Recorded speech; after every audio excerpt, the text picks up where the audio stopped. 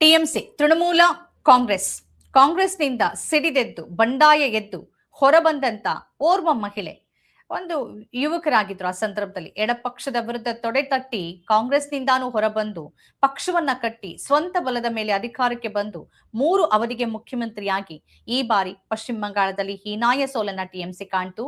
80 ಶಾಸಕರನ್ನ ಗೆಲ್ಲೋದಕ್ಕೆ ಮಾತ್ರ ಅದಕ್ಕೆ ಸಾಧ್ಯ ಆಯಿತು.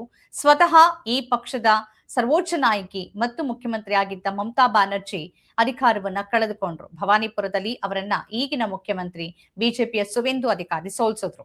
ಇಷ್ಟಾಗ ಹೊತ್ತಿಗೆ ತೃಣಮೂಲ ಕಾಂಗ್ರೆಸ್ನಲ್ಲಿ ಮಹತ್ವದ ಬದಲಾವಣೆಗಳಾಯಿತು. ಪಕ್ಷ ಈಗ ಒಂದ್ ರೀತಿ ದೊಡ್ಡ ಸಂಘರ್ಷ ಬಿಕ್ಕಟ್ಟನ್ನ ಎದುರಿಸ್ತಾ ಇದೆ. ಇರುವ 80 ಮಂದಿ ಶಾಸಕರಲ್ಲಿ 58 ಮಂದಿ ಬಂಡಾಯವನ್ನ ಸಾರಿದ್ದಾರೆ. ಕೇವಲ 22 ಮಂದಿ ಶಾಸಕರು ಮಾತ್ರ ಮಮತಾ ಬ್ಯಾನರ್ಜಿ ಅವರ ಜೊತೆಗೆ ಉಳ್ಕೊಂಡಿದ್ದಾರೆ. ಅದೇ ರೀತಿಯಾಗಿ ಲೋಕಸಭೆಯಲ್ಲಿ 28 ಸಂಸದರನ್ನ ಟಿಎಂಸಿ ಹೊಂದಿದೆ. ಅದರಲ್ಲಿ 20 ಸಂಸದರು ನಿಜವೇ ಆಗಿದ್ರೆ 1/3 ಆಗಿ ಹೋಗುತ್ತೆ. ಅವರೆಲ್ಲರೂ ಕೂಡ ಎನ್ಡಿಎಗೆ ಬೆಂಬಲ ಕೊಡೋದಕ್ಕೆ ಸಿದ್ಧವಾಗಿದ್ದಾರೆ. ರಾಜ್ಯಸಭೆಯಲ್ಲಿ ಟಿಎಂಸಿ ಬಲ 12 ಸ್ಥಾನ ಇದೆ. ಅವರಲ್ಲಿ ಎಷ್ಟು ಮಂದಿ ಅನ್ನೋದ್ರ ಬಗ್ಗೆ ಇನ್ನು ಸ್ಪಷ್ಟತೆ ನಮಗೆ ಸಿಗ್ಬೇಕಿದೆ. ಈ ನಡುವೆನೆ ವಿಧಾನಸಭೆಯಲ್ಲಿ ವಿಪಕ್ಷ ನಾಯಕನನ್ನಾಗಿ ಅಲ್ಲಿ ರಿತುಬ್ರತಾ ಬ್ಯಾನರ್ಜಿ ಇವರು ಒಂದು ಕಾಲದಲ್ಲಿ ಪಕ್ಷದ ವಿರೋಧಿ ಉಚ್ಚಾಟನೆ ಆಗಿದ್ರು.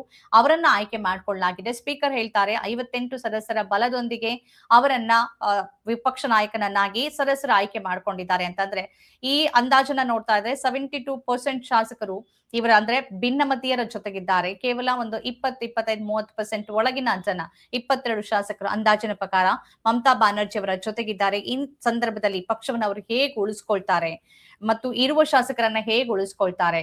ಮತ್ತೆ ಇಲ್ಲಿ ನಾವು ಮಹಾರಾಷ್ಟ್ರದಲ್ಲಿ ನೋಡಿದ್ವಿ, ಅನಂತರದಲ್ಲಿ ಈಗ ದೆಹಲಿಯಲ್ಲೂ ನೋಡಿದ್ವಿ. ಅಂದ್ರೆ ಒಂದು ಚಿಹ್ನೆ, ಪಕ್ಷದ ಚಿಹ್ನೆಯ ಪ್ರಶ್ನೆ ಕೂಡ ಬರುತ್ತೆ.